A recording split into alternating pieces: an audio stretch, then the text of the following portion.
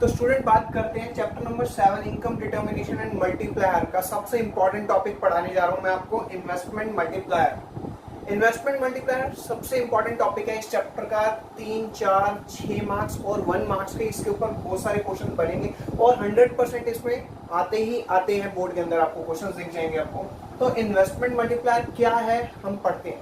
ठीक है, इन्वेस्टमेंट क्या होती है मैक्रो इकोनॉमिक्स के हिसाब से? वो पैसा जो इकोनॉमी में आने से, वो अमाउंट जो इकोनॉमी के अंदर आने से इनकम लेवल, आउटपुट लेवल और एम्प्लॉयमेंट लेवल बढ़ा दे, उस अमाउंट को क्या कहेंगे हम लोग? इन्वेस्टमेंट। वो अमाउंट जिसकी वजह से इकोनॉमी के अंदर इनकम, आउटपुट और एम्प्लॉयमेंट लेवल बढ़ जाए तो उसको हम क्या कहेंगे? इन्वेस्टमेंट, निवेश। हिंदी में इसको क्या कहते हैं?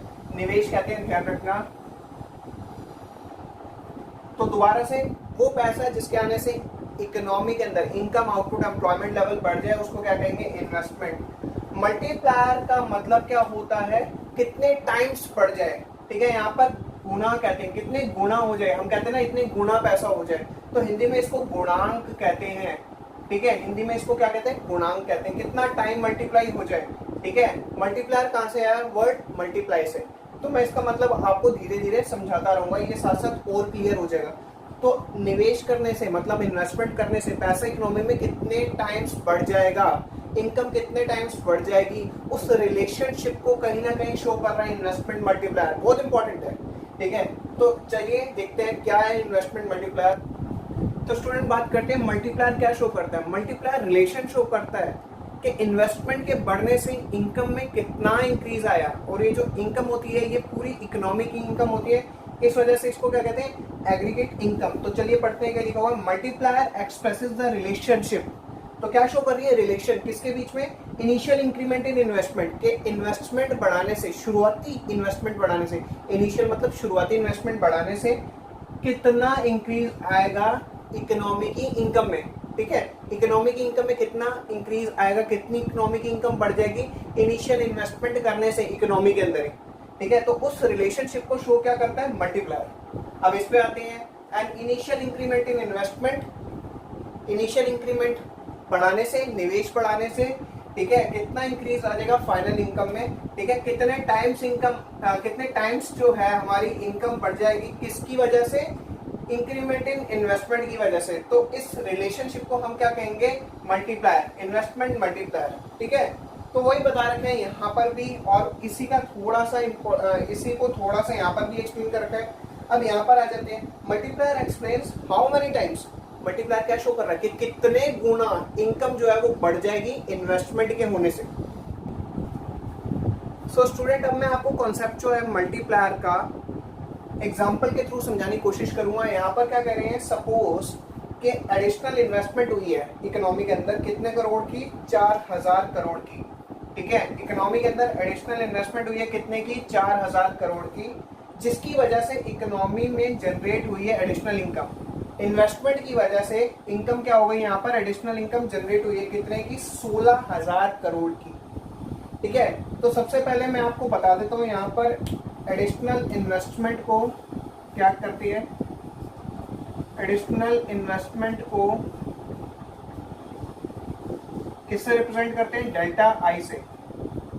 ठीक है, और एडिशनल इनकम को किससे रिप्रेजेंट करते हैं? डेल्टा वाई से। सो स्टूडेंट, यहाँ पर डेल्टा आई की वजह से, यानी कि एडिशनल इन्वेस्टमेंट की वजह से, कितने की एडिशनल इन्वेस्टमेंट हुई थी? 4000 करोड़ की। ठीक है, ये जो एडिशनल इन्वेस्टमेंट हुई थी इकोनॉमी में हुई थी 4000 करोड़ की, इसकी वजह से जो इनकम है वो कितनी हो गई? मतलब डेल्टा वाई जो है वो बढ़ के कितनी हो गई? 16000 करोड़। भैया कैसे हुआ होगा ऐसे? अब खुद सोचो, जब ये पैसा इकोनॉमी में गया होगा, जब इन्वेस्टमेंट करी होगी, ठीक है, तो क्या हुआ होगा? उससे प्रोडक्शन बढ़ी होगी। अब एडिशनल इन्वेस्टमेंट की वजह से क्या होता है? प्रोडक्शन क्या हो जाती है? बढ़ जाती है। अब जब प्रोडक्शन बढ़ी तो यानी कि अब यहाँ पर इन्वेस्टमेंट हुई है, तो इससे भी पहले क्या हुआ होगा? प्रोडक्शन बढ़ाने से जब इकोनॉमी में पैसा जाता है तो एम्प्लॉयमेंट जनरेट होती है, लोगों को रोजगार मिलता है, क्योंकि लोग नया काम शुरू करते हैं, तो एम्प्लॉयमेंट क्या हुई होगी? यहाँ पर बढ़ी हुई होगी। ठीक है, ये 4000 करोड़ जब इकोनॉमी में गए होंगे ना, तो एम्प्लॉयमेंट क्या हो गई होगी? बढ़ गई होगी। अब जब एम्प्लॉयमेंट बढ़ी होगी तो जाहिर सी बात है जो प्रोडक्शन है वो भी बड़ी होगी, क्योंकि लोग जाएंगे तो क्या करेंगे, इकोनॉमी में गुड्स एंड सर्विसेज की प्रोडक्शन को बढ़ा देंगे। तो एम्प्लॉयमेंट बढ़ने से क्या होगा, प्रोडक्शन भी बढ़ जाएगी। अब प्रोडक्शन बढ़ने से लोगों की जो इनकम है, ठीक है ठीक है, सभी लोगों की जो इनकम है वो भी क्या हुई होगी, बड़ी होगी। अगर लोगों की इनकम बढ़ी है तो ऑब्वियसली नेशनल इनकम भी क्या हुई होगी, बड़ी हुई होगी। तो अब आपको समझ आना चाहिए कि अगर तुम, ठीक है, अगर तुम्हारी इकोनॉमी में इन्वेस्टमेंट हो रही है तो एम्प्लॉयमेंट जनरेट होती है। एम्प्लॉयमेंट जनरेट होने के बाद ऑब्वियसली जब ज्यादा लोग जुड़ जाएंगे तो प्रोडक्शन क्या हो जाएगी, बढ़ जाएगी, तो प्रोडक्शन भी बढ़ जाती है। अब प्रोडक्शन जब बढ़ेगी तो पैसा भी आएगा, यानी कि इनकम भी क्या हो जाएगी, बढ़ जाएगी। तो अब कंफ्यूज मत होना, इन्वेस्टमेंट की वजह से इनकम क्यों बढ़ती है, आपको यहाँ पर पता चल गया। ठीक है, ये सारी चीजें आपको क्लियर हो चुकी है। अब मैं आपको बता रहा हूँ कि इन्वेस्टमेंट मल्टीप्लायर किस तरीके से कैलकुलेट करेंगे। तो ये तो पता चल गया 4000 करोड़ से 16000 करोड़ कैसे हुआ होगा। एम्प्लॉयमेंट जनरेट होके, फिर प्रोडक्शन बढ़ के, फिर इनकम बढ़ के। तो स्टूडेंट जो इन्वेस्टमेंट है वो बढ़ के कितनी होगी, 4000 से 16000, मतलब कितनी बढ़ रही है यहाँ पर, 4 टाइम्स। तो ये जो 4 टाइम्स है ये किसकी वैल्यू है, इन्वेस्टमेंट मल्टीप्लायर की। तो यहाँ पर इन्वेस्टमेंट मल्टीप्लायर को किससे रिप्रेजेंट किया जाता है, के से। और इसका एक और फॉर्मूला निकालने का, के का एक और फॉर्मूला है, यानी कि इन्वेस्टमेंट मल्टीप्लायर का एक और फॉर्मूला है। ठीक है, के को रिप्रेजेंट करते हैं किससे, इन्वेस्टमेंट मल्टीप्लायर से, याद रखना। इसका एक और फॉर्मूला है, ठीक है, क्या फॉर्मूला है जरा ध्यान से देखना, डेल्टा वाई अपॉन में डेल्टा आई, मतलब एडिशनल इन्वेस्टमेंट की वजह से इनकम में कितना बदलाव आया। तो अब जरा ध्यान से देखो, इनकम में कितना बदलाव आया, 16000, इन्वेस्टमेंट कितना करा था, 4000। तो इसको सॉल्व करेंगे तो वैल्यू कितनी आ जाएगी, 4 टाइम्स। ठीक है, पैसा कितने गुना बढ़ गया, 4 गुना। तो यहाँ पे के यानी कि इन्वेस्टमेंट मल्टीप्लायर की वैल्यू कितनी आ गई, 4 टाइम्स। इन्वेस्टमेंट मल्टीप्लायर क्या शो कर रहा था, रिलेशन किसके बीच में, एडिशनल इन्वेस्टमेंट और एडिशनल इनकम के बीच में, कि इनकम की वजह से, सॉरी, एडिशनल इन्वेस्टमेंट की वजह से इनकम कितने गुना बढ़ जाती है, वो यहाँ पर क्या दिखा रहा है, इन्वेस्टमेंट मल्टीप्लायर। तो के की वैल्यू कितनी आ गई, 4 टाइम्स, यानी कि जो इन्वेस्टमेंट है वो कितने गुना बढ़ गई, 4 गुना बढ़ गई। तो ये किसकी वैल्यू आ गई मेरे पास, इन्वेस्टमेंट मल्टीप्लायर, यानी कि के की। सिंपल सी बात, अब आपको समझ आना चाहिए। ठीक है, इससे रिलेटेड बहुत सारे एग्जांपल हम लोग पढ़ेंगे। तो स्टूडेंट अब बात करते हैं रिलेशनशिप के बारे में, मल्टीप्लायर की किसके साथ, मार्जिन प्रोपेंसिटी टू कंज्यूम के साथ। कैसी रिलेशनशिप है, यहाँ पे बता रखा है, यहाँ पर डायरेक्ट रिलेशन है।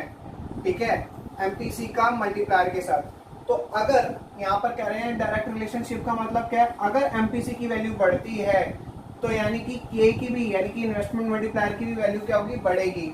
और अगर इसकी वैल्यू कम होती है एमपीसी की, तो के की भी वैल्यू क्या हो जाएगी, कम हो जाएगी।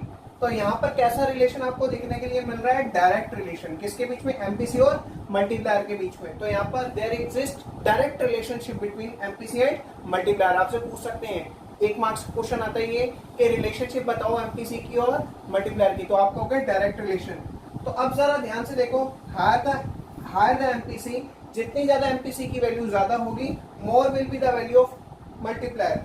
तो उस केस में मल्टीप्लायर की भी वैल्यू क्या होगी, ज्यादा होगी। और इसका उल्टा भी, यानी कि वाइस वर्सा भी, जितनी कम एमपीसी की वैल्यू होगी उतनी ही कम वैल्यू होगी मल्टीप्लायर की भी। अब ये कैसे, हम बताएंगे यहाँ पर डिटेल से इसके बारे में। ठीक है, तो यहाँ पर ये पता चल गया एमपीसी और मल्टीप्लायर की वैल्यू, मल्टीप्लायर का जो रिलेशन होता है कैसा होता है, डायरेक्ट। एमपीसी की जैसे वैल्यू बढ़ेगी तो मल्टीप्लायर की भी बढ़ेगी, एमपीसी की अगर वैल्यू कम हो रही है तो मल्टीप्लायर की भी वैल्यू यहाँ पर कम हो जाएगी, यानी कि कैसा रिलेशन है, डायरेक्ट। इसके बारे में मैं डिटेल से बात करता हूँ। Higher the MPC, higher will be the value of investment multiplier. ये क्या होता है इसके बारे में डिटेल बताता हूँ। सो स्टूडेंट, इन केस अगर आपका इकोनॉमी का एमपीसी ज्यादा है, यानी कि इनकम का ज्यादातर हिस्सा क्या हो रहा है, खर्च हो रहा है। ठीक है, तो उस केस के अंदर जो के की वैल्यू है वो भी क्या हो जाएगी, बढ़ी हुई आपको नजर आएगी। ठीक है, क्योंकि इस केस में इनकम का ज्यादातर हिस्सा क्या हो रहा है, खर्च हो रहा है। तो उस केस के अंदर मल्टीप्लायर की वैल्यू क्या होगी, ज्यादा। और दूसरे वाले केस में यदि एमपीसी कम होगा तो यानी कि इनकम का ज्यादातर हिस्सा कंज्यूम नहीं हो रहा, तो उसके अंदर जो मल्टीप्लायर यानी कि के की वैल्यू है वो क्या आएगी, आपकी कम आएगी। ठीक है, ये जब मैं आपको आगे टेबल बना के दिखाऊंगा तो ये सारी चीजें आपको क्लियर हो जाएंगी इसके अंदर, किस तरीके से अगर एमपीसी की वैल्यू बढ़ने से के की वैल्यू बढ़ती है और एमपीसी की वैल्यू कम होने से मल्टीप्लायर की वैल्यू जो के की वैल्यू है वो क्या हो जाती है, कम हो जाती है। तो मतलब साफ साफ समझ आ रहा है तो इन्वेस्टमेंट मल्टीप्लायर की वैल्यू किसके ऊपर डिपेंड करती है? एमपीसी के ऊपर, एमपीसी की वैल्यू के ऊपर।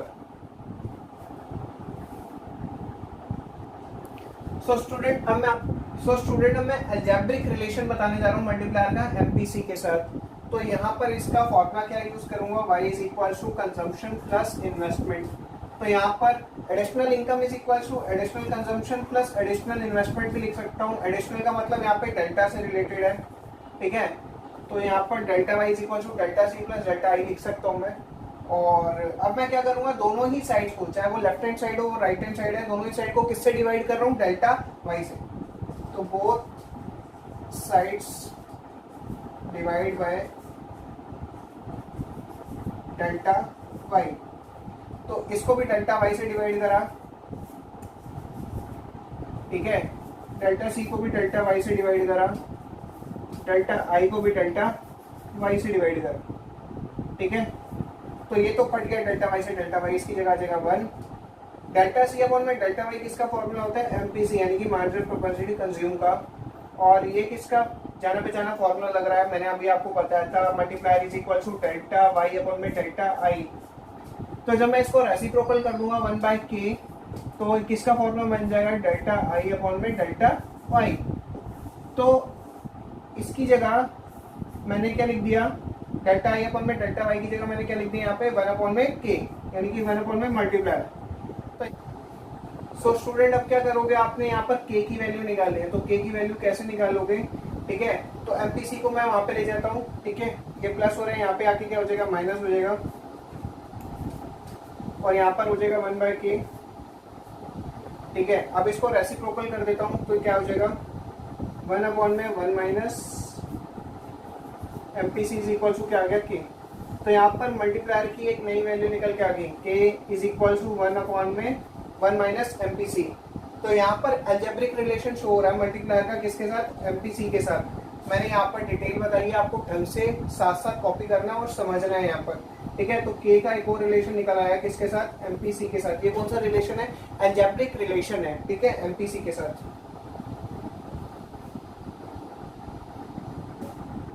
सो स्टूडेंट मेरे को फॉर्मूला मिल गया k is equal to 1 upon में 1 माइनस एमपीसी, ठीक है। अगर मेरे को इन टर्म्स ऑफ एमपीएस निकालना है तो मैं क्या करूंगा?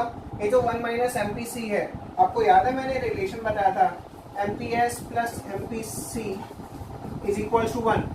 तो 1 माइनस एमपीसी, 1 माइनस एमपीसी किसके बराबर होगा? एमपीएस के, ठीक है। तो 1 माइनस एमपीसी की जगह यहाँ पर मैं क्या लिख देता हूँ? एमपीएस, 1 अपॉन में एमपीएस। तो दो फॉर्मूले निकल आ गए, एक तो ये, एक तो ये। एक पहले से ही मुझे आता था, वो कौन सा फॉर्मूला था? डेल्टा वाई अपॉन में डेल्टा आई, यानी कि एडिशनल इनकम अपॉन में एडिशनल इन्वेस्टमेंट। तो स्टूडेंट्स यहाँ पर 3 फॉर्मूले हमारे सामने है। पहला, दूसरा, पहला किस फॉर्म में? एमपीसी के रिलेशन के साथ, दूसरा एमपीएस के टर्म्स के अंदर, तीसरा इसका जो ओरिजिनल फॉर्मूला था वो क्या था? डेल्टा वाई अपॉन में डेल्टा आई। तो यहाँ पर investment multiplier is equal to, मैं ये भी कह सकता हूँ 1 अपॉन में 1 माइनस एमपीसी, या 1 अपॉन में एमपीएस, या डेल्टा वाई अपॉन में delta I.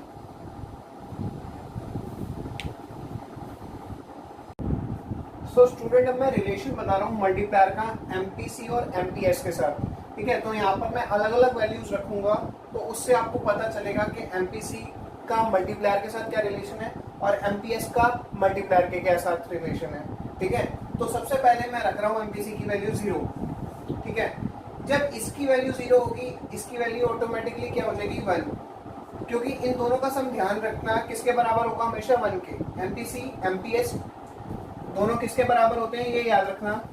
MPC plus MPS is equal to 1, ठीक है। इस केस में अगर एमपीसी 0 है तो एमपीएस किसके बराबर हो जाएगी? 1 के। तो ऑब्वियसली एमपीएस की वैल्यू कितनी आ जाएगी? 1 के बराबर। तो अब उसमें k की वैल्यू निकालता हूँ, तो k की वैल्यू कैसे निकलेगी? k is equal to value क्या रखेंगे? 1 अपॉन में एमपीएस।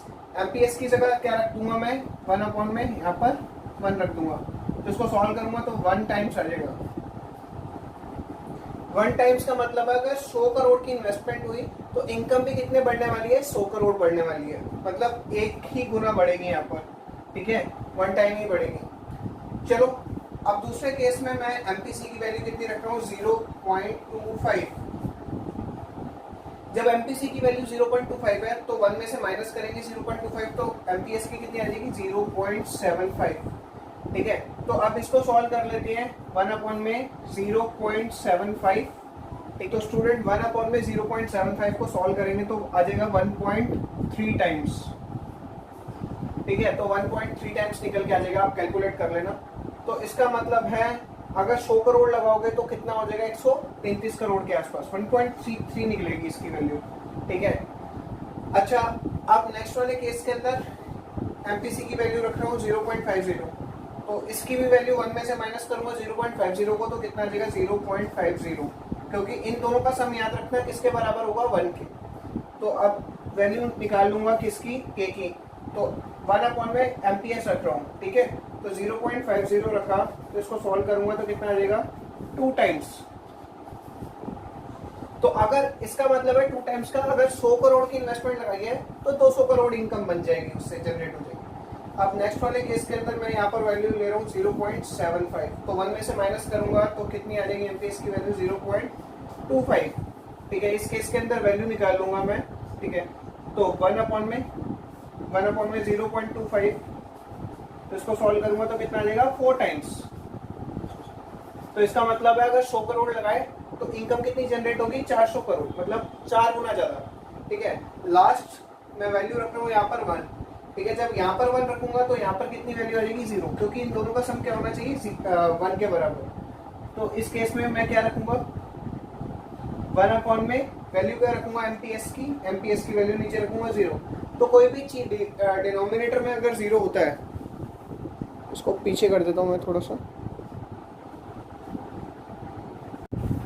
अगर डिनोमिनेटर में 0 होता है तो वैल्यू कितनी आ जाएगी इन्फिनिट टाइम्स। मतलब अब जरा ध्यान से देखो, जब वैल्यू कितनी रखी इसकी 1, यहाँ पर वैल्यू है 0। ठीक है, क्योंकि इन दोनों का सम किसके बराबर होता है 1 के, तो यहाँ पर वैल्यू 1 अपॉन में एमपीएस रखा, एमपीएस के 0, तो 1 अपॉन में 0 कितना आ गया इन्फिनिटी टाइम्स। इन्फिनिट टाइम्स का मतलब क्या, अगर इनकम इन्वेस्टमेंट 100 करोड़ बना रहे हो तो यहाँ पर जो इनकम है बहुत ज्यादा बढ़ सकती है, इन्फिनिट टाइम्स तक हो सकती है। ठीक है, तो इस वाले केस में मैक्सिमम वैल्यू निकल के आई है किसकी, मल्टीप्लायर की, और यहाँ पर मिनिमम वैल्यू कितनी है 1 टाइम। ये है मिनिमम वैल्यू किसकी, मल्टीप्लायर की, और मैक्सिमम कितना, कोई लिमिट ही नहीं है, इन्फिनिट टाइम्स तक निकल के आ सकती है, तो ये मैक्सिमम वैल्यू है। ठीक है, ये मैक्सिमम वैल्यू है मल्टीप्लायर की और ये मिनिमम वैल्यू है, ध्यान रखना। ठीक है, और एक चीज और देखो, आप देखोगे जैसे जैसे एमपीसी की वैल्यू बढ़ रही है यहाँ पर, ठीक है, जैसे जैसे एमपीसी की वैल्यू बढ़ रही है वैसे वैसे यहाँ पर आप देखोगे मल्टीप्लायर की भी वैल्यू बढ़ती जा रही है, 1 से 1.33, फिर 2, फिर 4 टाइम्स, फिर इनफाइनाइट टाइम्स। तो वैल्यू जैसे जैसे एमपीसी की बढ़ रही है वैसे वैसे मल्टीप्लायर की भी वैल्यू आप देख रहे हो सीधा सीधा क्या हो रही है, बढ़ती जा रही है। तो यानी कि आपको साफ साफ पता चल गया एमपीसी और मल्टीप्लायर के बीच में जो रिलेशन है वो कैसा है, डायरेक्ट। लेकिन जब मैं एमपीएस पर आ जाता हूँ, एमपीएस में क्या हो रहा है, एमपीएस में वैल्यू क्या हो रही है, एमपीएस की वैल्यू क्या हो रही है, कम हो रही है। आप देखो एमपीएस की वैल्यू जैसे जैसे कम हो रही है तो मल्टीप्लायर की वैल्यू क्या हो रही है, बढ़ रही है। तो एमपीसी के साथ मल्टीप्लायर का डायरेक्ट रिलेशन है और एमपीएस के साथ मल्टीप्लायर का यानी कि के का कैसा रिलेशन है, इनवर्स। क्योंकि आप खुद देख रहे हो एमपीसी की वैल्यू कम हो रही है, सॉरी एमपीएस की वैल्यू कम हो रही है तो मल्टीप्लायर की जो वैल्यू है वो बढ़ रही है, ये कम हो रही है तो ये बढ़ रही है। तो रिलेशन कैसा है, एमपीएस के साथ मल्टीप्लायर का इनवर्स, और एमपीसी के साथ कैसा रिलेशन है, डायरेक्ट। आपको एग्जांपल में डिटेल से समझ आ गया। ठीक है, तो आपको ये बनाना है अच्छे से। आप चाहो तो ये वैल्यूज रख सकते हो, अपने तरफ से भी वैल्यू रख सकते हो, लेकिन इसकी कैलकुलेशन बहुत आसान हो जाएगी आपके लिए। ठीक है, तो मेरे हिसाब से टेबल साथ साथ बनाओ, आपको यहाँ पर रिलेशन साफ साफ पता चल रहा है। एमपीसी के साथ के का यानी कि मल्टीप्लायर का डायरेक्ट रिलेशन है, एमपीएस के साथ के का इनवर्स रिलेशन है। ये शो हो चुका है इस एग्जांपल के थ्रू।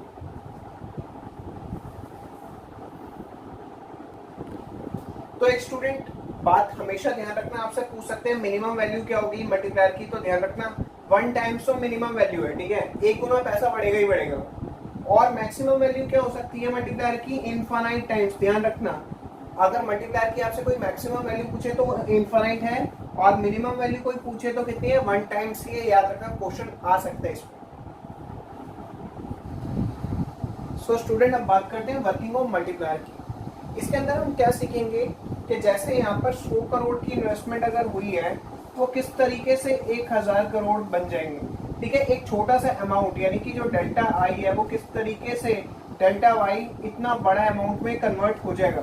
ठीक है, ये किस तरीके से 10 टाइम्स क्या हो जाएगा, ज्यादा हो जाएगा इससे। ठीक है, ये सब कुछ हम किसके अंदर पढ़ेंगे, वर्किंग के अंदर। अब इस वर्किंग के अंदर हमारे को एमपीसी की जो वैल्यू है वो गिवन है कितनी, 0.90 ये गिवन है। अगर आप क्वेश्चन करोगे तो क्वेश्चन में भी आपको गिवन जरूर होगी, वरना आपको खुद से लेट करनी पड़ेगी। ठीक है, तो यहाँ पर मैंने आपको 5 कॉलम दिखाए। पहले कॉलम के अंदर मैं राउंड दिखा रहा हूँ। ठीक है, कितने राउंड में होगा ये सब कुछ। ठीक है, फिर दूसरे कॉलम में मैंने आपको डेल्टा आई दिखाया, एडिशनल इन्वेस्टमेंट। तीसरे कॉलम के अंदर डेल्टा वाई, एडिशनल इनकम। फिर delta C, additional consumption expenditure. फिर एडिशनल सेविंग्स। तो स्टार्ट करते हैं। सबसे पहले फर्स्ट राउंड के अंदर इनिशियल इन्वेस्टमेंट में लेके चल रहा हूँ कितना, 100 करोड़। ठीक है, अब 100 करोड़ जब इकोनॉमी में आएंगे, ठीक है, जब वो इकोनॉमी के अंदर आएंगे तो इकोनॉमी की क्या बन जाएगी, इनकम बन जाएगी। जो एडिशनल इन्वेस्टमेंट 100 करोड़ आई वही एडिशनल इनकम होगी इकोनॉमी की, ध्यान रखना आप। ठीक है, अब जो इनकम बन जाएगी उसमें से कितना हिस्सा खर्च हो रहा है, 0.90। इसका मतलब है इनकम का कितना हिस्सा खर्च हो रहा है, 90% इनकम क्या हो रही है, कंज्यूम हो रही है। तो 100 करोड़ का अगर 90% निकालता हूँ तो कितना हो जाएगा, 90 करोड़। ठीक है, और फिर सेव कितना हो जाएगा, 10 करोड़। ठीक है, 100 में से 90 माइनस कर दूंगा तो होगा वो क्या बन जाएगा, सेविंग्स हो जाएंगी। अब जरा ध्यान से देखो, फर्स्ट राउंड के अंदर इनकम का 90% हिस्सा खर्च कर दिया। अब जो खर्च करा है, जो तुम खर्च करते हो, ठीक है, फॉर एग्जाम्पल तुम शॉपकीपर के पास गए, तुमने वहां से चीजें खरीदी और तुमने उसको पैसे दिए, जो तुमने खर्च करे वो उसके लिए क्या बन गई, इनकम बन गई। तो फर्स्ट राउंड में जो खर्चा होगा वही सेकंड राउंड के अंदर क्या बन जाएगी, इनकम बन जाएगी। ध्यान रखना इकोनॉमी की। ठीक है, ध्यान रखना जो फर्स्ट राउंड का खर्चा है वही सेकंड राउंड में इकोनॉमी की इनकम हो जाएगी। अब जरा ध्यान से देखो, दोबारा से इसका 90% क्या हो जाएगा, खर्च हो जाएगा। अब इसका 90% निकालोगे तो कितना बैठेगा, 81 करोड़। बचा कितना, वो सेविंग्स हो जाएगी। 9 करोड़ क्या हो गई यहाँ पर, सेविंग्स। ठीक है, 90 में से 81 माइनस करोगे, 9 करोड़ क्या हो जाएगी, सेविंग्स।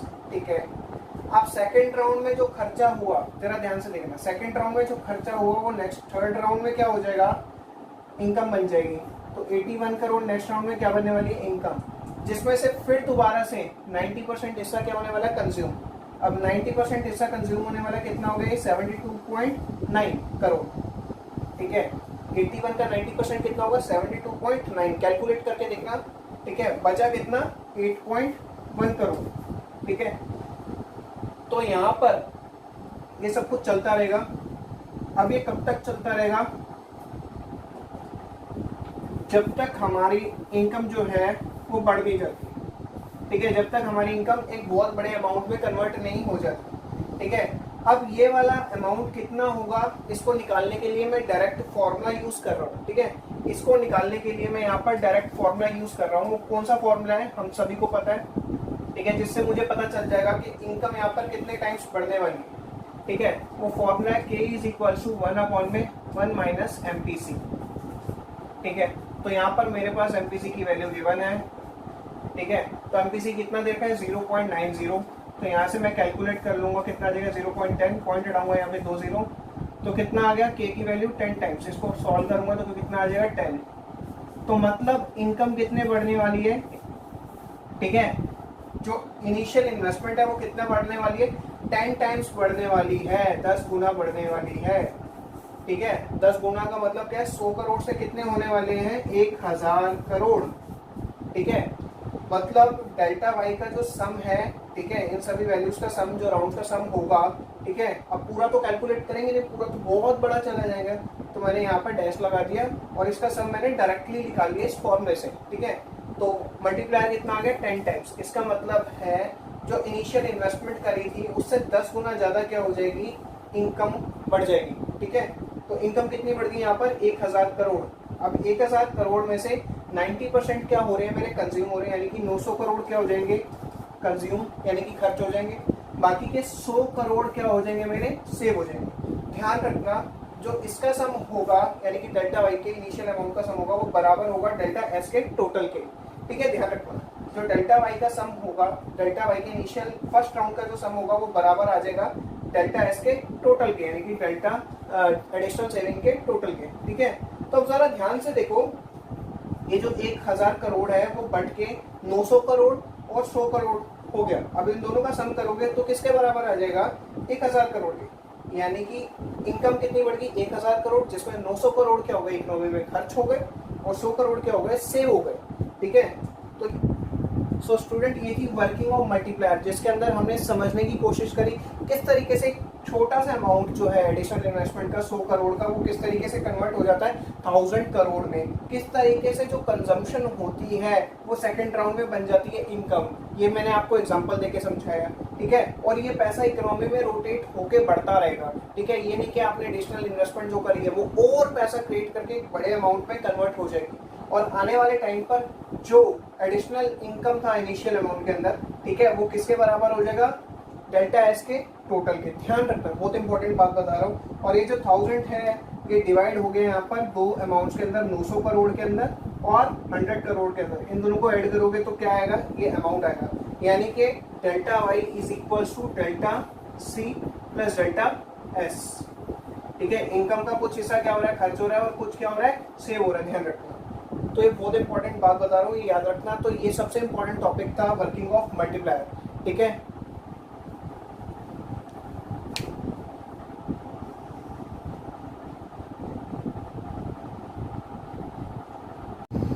सो स्टूडेंट अब बात करेंगे इम्पैक्ट ऑफ एडिशनल इन्वेस्टमेंट। मतलब कि डेल्टा आई का इम्पैक्ट क्या पड़ेगा एग्रीगेट डिमांड पर। मतलब कि एडिशनल इन्वेस्टमेंट का क्या इम्पैक्ट पड़ेगा एडी के ऊपर। ठीक है, तो इसको रिप्रेजेंट करेंगे डेल्टा आई से और इसको रिप्रेजेंट करेंगे किससे? एडी से। अब हमें पता है जो एग्रीगेट डिमांड है वो किसका सम है? टू सेक्टर मॉडल में consumption expenditure plus investment expenditure का। ठीक है, मान लेते हैं सी की वैल्यू पहले से हमें पता थी कितनी है, 60 करोड़। आई की वैल्यू कितनी थी हमारे को पता है कि 10 करोड़ मान लेते हैं। ठीक है, तो अब एडी निकाल लेते हैं, कैलकुलेट कर लेंगे। तो AD is equal to C plus I. C की जगह 60 और इन्वेस्टमेंट की जगह 10 करोड़। ठीक है, तो एडी का जो सम हो गया वो कितना हो गया? 70 करोड़। अब क्या हुआ? कुछ एडिशनल इन्वेस्टमेंट हुई है, कुछ एडिशनल इन्वेस्टमेंट हुई है इकोनॉमी के अंदर। ठीक है, इकोनॉमी के अंदर एडिशनल इन्वेस्टमेंट हुई है जिसका सम कितना है? 100 करोड़। ठीक है, तो यानी कि अब एग्रीगेट डिमांड में भी चेंजेस आने वाले हैं। कैसे आने वाले हैं? क्योंकि एडिशनल इन्वेस्टमेंट हो गई कितने की इकोनॉमी के अंदर? 100 करोड़ की। तो एडी का जो फॉर्मूला था क्या था? सी प्लस आई। ठीक है, तो पहले था, अब कुछ एडिशनल इन्वेस्टमेंट हुई है, इसको भी जोड़ दूंगा। ठीक है, इसको भी जोड़ दूंगा। ठीक है, तो ये सी प्लस आई पहले मेरे पास कितना था? 70। तो एडिशनल इन्वेस्टमेंट अब कितने की हुई है? 100 करोड़ की। तो 100 करोड़ क्या कर दिया मैंने? और जोड़ दिया। तो यहाँ पर एग्रीगेट डिमांड पहले से क्या होगी? बढ़ गई। तो पहले कितनी थी? एडी, अब मैंने नाम दे दिया एडी1। बढ़ के कितनी हो गई? 170 करोड़। पहले कितनी थी? 70 करोड़, बढ़ के कितनी हो गई? 170 करोड़। ठीक है, तो एडिशनल इन्वेस्टमेंट की वजह से, ठीक है, ये देखो, इस 100 करोड़ की वजह से, रेड पेन, इस 100 करोड़ की वजह से, ठीक है, एडिशनल इनकम, एडिशनल इन्वेस्टमेंट बढ़ने की वजह से एग्रीगेट डिमांड की जो वैल्यू वो भी क्या हो गई? बढ़ गई। 70 करोड़ से कितनी हो गई? 170 करोड़ क्यों हो गई? क्योंकि यहाँ पर 100 करोड़ की इन्वेस्टमेंट इकोनॉमी में दोबारा हुई है। ठीक है, ये 100 करोड़ की न्यू इन्वेस्टमेंट है। ठीक है, जो दोबारा हुई है इकोनॉमी के अंदर, ध्यान रखना। जिसकी वजह से, अगर एक बात बताऊं कि एडिशनल इन्वेस्टमेंट बढ़ेगी तो एग्रीगेट डिमांड की भी वैल्यू क्या हो जाएगी? बढ़ जाएगी। और इसका इम्पैक्ट क्या पड़ेगा एग्रीगेट डिमांड कर्व के ऊपर, ये भी मैं दिखाऊंगा आपको। ठीक है, अब एग्रीगेट डिमांड कर्व कैसे चेंजेस आएंगे उसके अंदर, ये मैं आपको डायग्राम के थ्रू एक्सप्लेन करता हूँ। और उसकी वजह से इनकम आउटपुट एम्प्लॉयमेंट लेवल पे क्या इम्पैक्ट पड़ने वाला है। तो ये जो इम्पैक्ट है एडिशनल इन्वेस्टमेंट का, मैं इनकम आउटपुट एम्प्लॉयमेंट लेवल पे भी दिखा रहा हूँ आपको डायग्राम के थ्रू। तो स्टूडेंट्स हमें याद रखना है, जो ओल्ड जो थी एग्रीगेट डिमांड का वे था, और जो न्यू एग्रीगेट डिमांड है वो क्या है? ठीक है, जो न्यू एग्रीगेट डिमांड है वो 170, और जो पुराने वाली थी वो कितनी थी? 70। ठीक है, जो नई वाली थी वो यहाँ पर 100 करोड़ क्या थी? ज्यादा थी, ध्यान रखना। तो अब इसका इम्पैक्ट क्या पड़ेगा एग्रीगेट डिमांड के ऊपर, वो बताने की कोशिश करूंगा, मैं एक्सप्लेन कर रहा हूँ। तो यहाँ पर मैं ओरिजिन दिखा रहा हूँ, यहाँ पर एक्स एक्सेस, वाई एक्सेस, यहाँ पर एग्रीगेट डिमांड शो की जाएगी, एग्रीगेट सप्लाई। ठीक है, यहाँ पर वो तीनों लेवल, इनकम, आउटपुट आपको दिख रहा है सभी को पीछे से? ठीक है, इनकम आउटपुट और एम्प्लॉयमेंट लेवल, ठीक है। और ये हटा देता हूँ ताकि दिक्कत ना आए, ठीक है, ये हटा देता हूँ।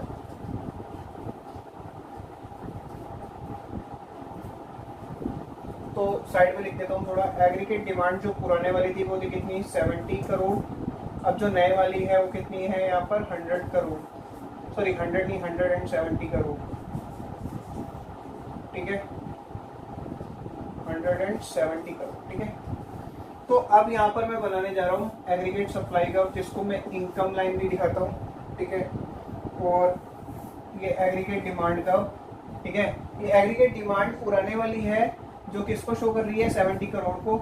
ये 70 करोड़ का मतलब क्या है, कंजम्पशन और इन्वेस्टमेंट का सम कितना था, 70 करोड़, ठीक है, करोड़ लिख देता हूँ। और ये दोनों का जहां कट करेंगे वहां पर क्या आ जाएगा, इक्विलिब्रियम लेवल आ जाएगा ई, ठीक है।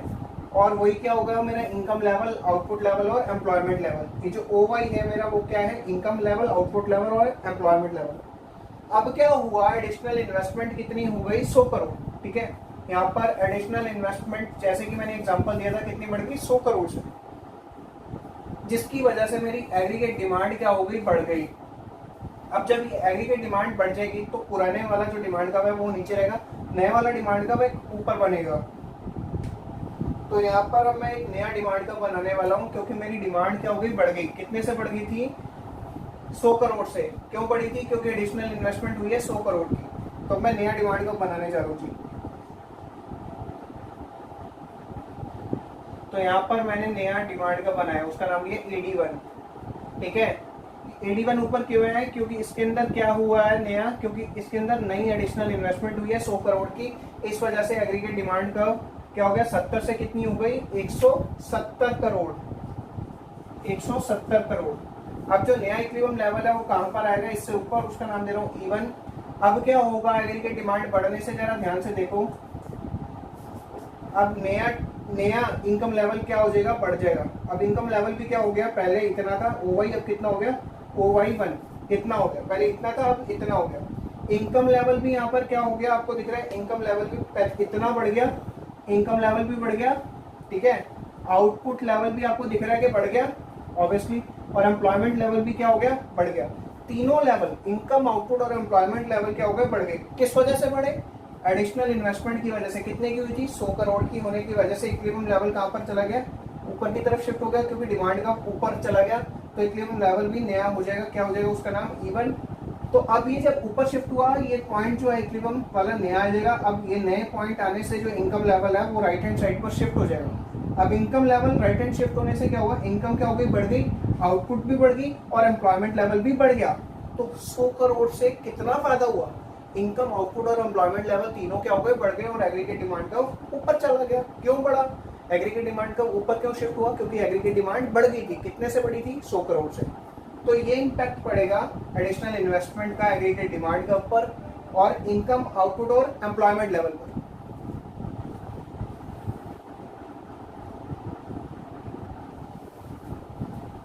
तो स्टूडेंट ये था इन्वेस्टमेंट मल्टीप्लायर, बहुत ही इंपॉर्टेंट टॉपिक है, आपको अच्छे से पढ़ना है। डायग्राम आपको बना बना के देखने हैं, आपको प्रैक्टिस करनी है। बिना प्रैक्टिस के कुछ भी नहीं आएगा, साथ साथ प्रैक्टिस चलती रहेगी, साथ साथ डायग्राम बनते रहेंगे, तभी आपको समझ आएगा, अदरवाइज आपको समझ नहीं आने वाला। तो आप इसकी प्रैक्टिस करोगे अच्छे से, ठीक है। तो बहुत इंपॉर्टेंट टॉपिक है ये, बार बार बोलने की जरूरत नहीं है, बहुत इंपॉर्टेंट टॉपिक है ये, ध्यान रखना आपको इसकी प्रैक्टिस करनी है बार बार।